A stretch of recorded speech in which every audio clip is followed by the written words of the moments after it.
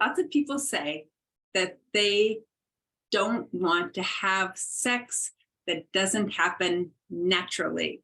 So the idea that your sex life, intimacy should happen naturally is something I hear a lot about in my practice. Yeah, sex and natural. What do those two things have to do with each other? A lot of us want to feel like we can passionately fall into a sexual experience, that there won't be any conversation about it, that it'll happen the way it happens in the movies, right? So everything's sped up. All of a sudden, two people are madly attracted to each other. They're just passionately connected. They're touching, and just almost immediately, she's having some amazing orgasm in a beautiful bed, and he has hardly had to do anything to make that happen. It's just effortless, right?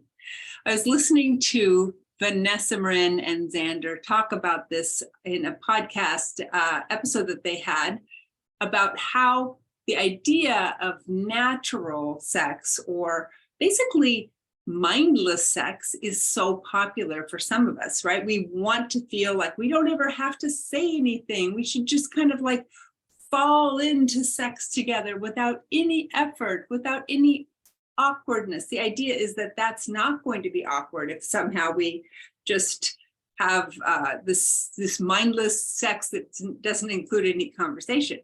It's kind of interesting when you think about it. Like, is it more that it feels animalistic if we do it that way, or that we don't have to wonder about the other person saying no? I mean, there's a whole lot of questions in there about consent, if you think about that a little bit. So what is the answer? Should sex happen naturally? What do you think? For me, the idea of natural sex, which is, of course, it's a natural part of our lives.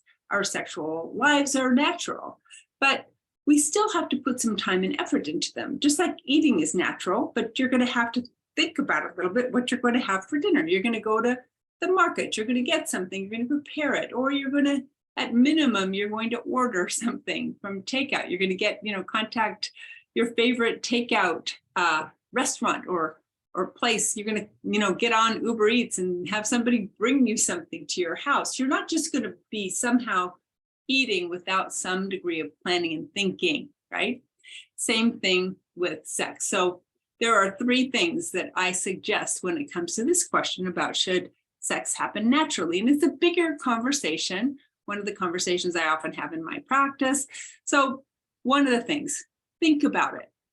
Think about whether you actually desire to be connected with your partner, whether you desire to have sex. Allow yourself to be in that mindset about, like, I'm open to this. I would like to be connected with my partner sexually. I would like to have sex.